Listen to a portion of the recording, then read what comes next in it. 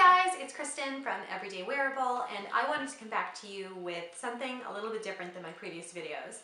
I wanted to share with you my tips and tricks for work travel.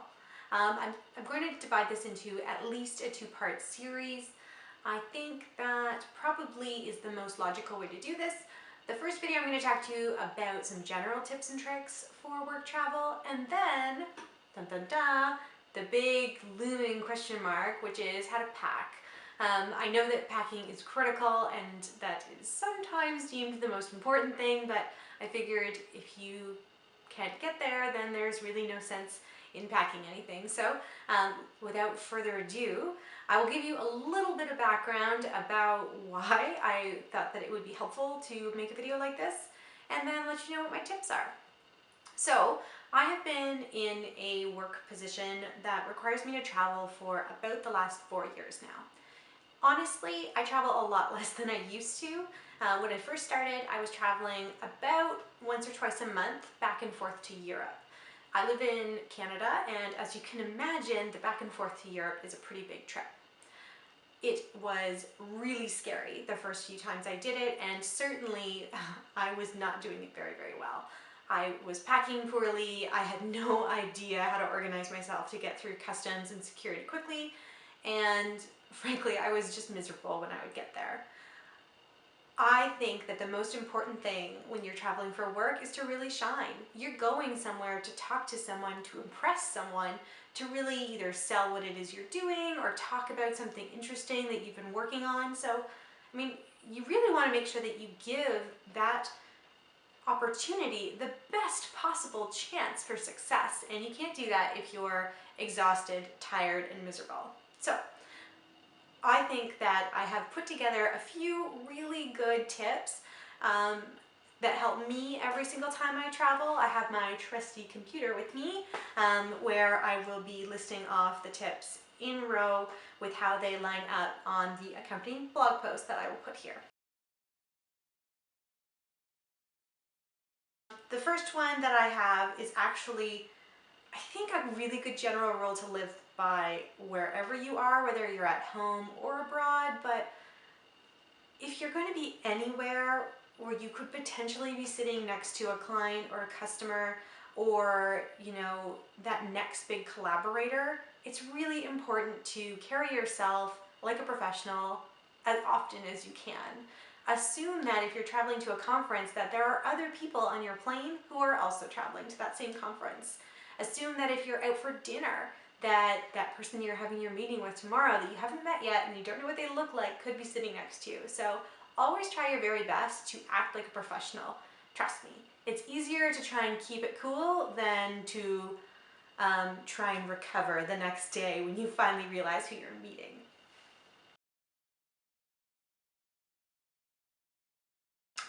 The next one is a really important one that I have seen a lot of people totally overlook at the airport, and I can't even begin to understand why. If you have been through an airport, you realize how big they are. Some are not as big as others. One of the local ones that I fly through is pretty small actually, but all of the ones that I connect through are enormous. So very, very, very important. Tip number 2 is to wear comfortable shoes. You want to wear shoes that you can, number 1, run in as required if you need to run across the airport during a connection to make sure you get on your plane.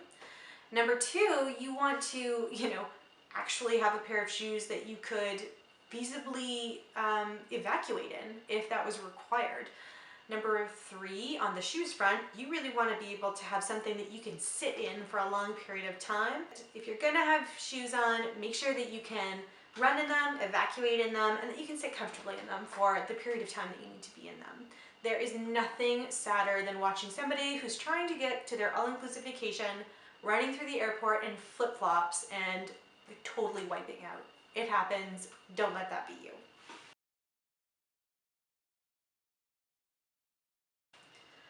Number 3, wear a professional outfit that doesn't contain any metal pieces. Keep in mind, nobody wants to sit at security and wait for you to take off your accessories.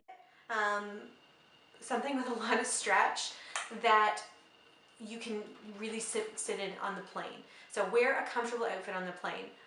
I think that this is challenging for some people. Again, you just don't know who you're sitting next to.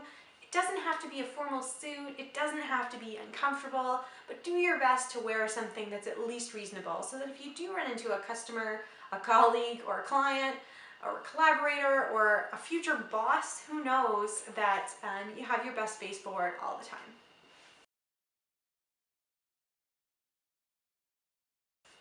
Number 4 is when transferring planes to always, always, always double check your gate when you get off the plane. I know sometimes they put the gates on your ticket when you first get it, but this happened to my mother recently actually. She was on a little long weekend vacation with myself and my sister, and the gate that was printed on her ticket for her connection was totally inaccurate by the time she had landed. They had moved it to another terminal, and she spent a lot of time on a train going from one terminal to another terminal in Miami. When she got there, it was not even the right place for her to be, and she really had to rush to get to her correct gate on time. So easy, when you get off the plane, the first thing I always do is go straight to those little TVs they have at the airport and look for where you actually need to be.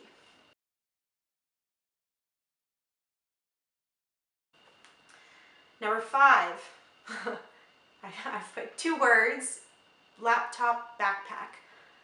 I don't know who it is that designed laptop bags. I think it must have been a man who's very strong, but I can count on more than 2 hands the number of times that I have been running through an airport trying to catch a connection with a laptop bag bouncing on one shoulder. They're heavy. With the laptop in them, they're really heavy, and they're really not comfortable because the weight isn't distributed across both sides. It's just kind of a crossbody thing or even just a one shoulder thing. They're terrible.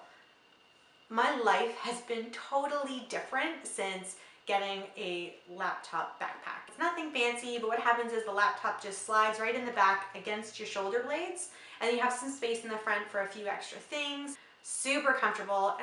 And let's be serious, if you're going to be in an airport for a long time, you'll probably want to, I don't know, cruise the magazines, pick up some duty-free, check out all of the fun souvenirs you can buy, and you probably need your hands.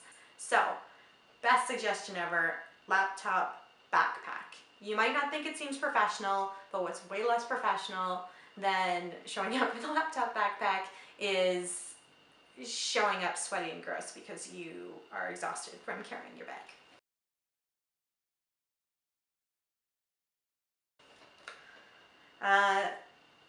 Tip number 6, travel credit card. This is not something that I knew about right away, but there are lots of travel credit cards out there and available. If you are going to be traveling a lot from work or a lot for work and your work doesn't give you a corporate card, I highly recommend getting a travel specific credit card. I have an American Express that specifically gives you points for airlines, and I love it.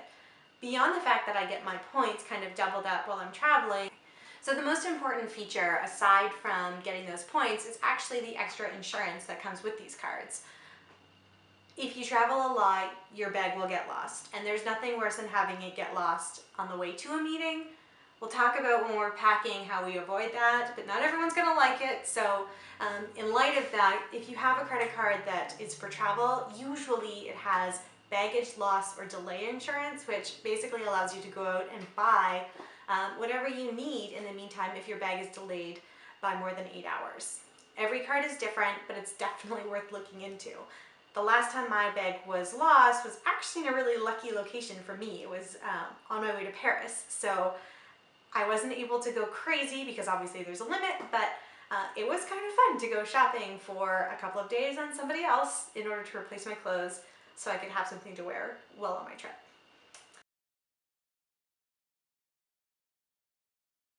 The next thing that I'll highlight, number 7, is loyalty programs. It kind of goes along with that travel credit card.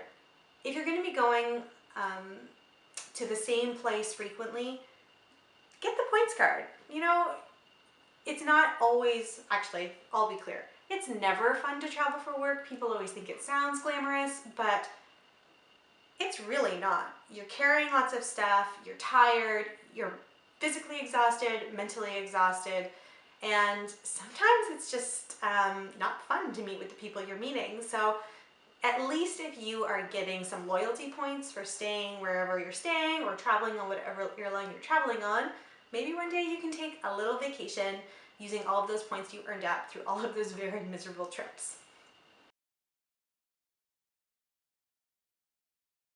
This is the contentious thing that kind of bridges the gap between this video and my packing video, but I think it is the number one most important thing in order to guarantee that you have an easy trip. And that is going to be never checking your bag. So number 8, the last one here, never ever ever check your bag. I know a lot of women in particular are going to think that I am nuts, but I am going to prove to you in my next video that it is not only absolutely possible, but will actually make your life easier if you can do it. The only time that I think that you should maybe consider checking a bag is if you are going somewhere where you're going to have a couple extra days and it is an amazing shopping destination. In this case, I still recommend packing very, very, very light, but the reason for doing this is so that you'll have lots of extra room in your checked baggage to bring things home. So that is my 8 tips for general work travel. If you have any tips that you'd love to share, I'm always open to hearing about new ways that I can make my life a little bit easier. I would love to hear them. Please, please, please put them in the comments below. If any of these tips helped you out, please give it a thumbs up. And hopefully you will join me for part 2, which will be all about packing all your things into that carry-on friendly bag. Thanks so much for joining me. I hope that I was able to give you some information that was useful, and I will talk to you all very soon. Bye now.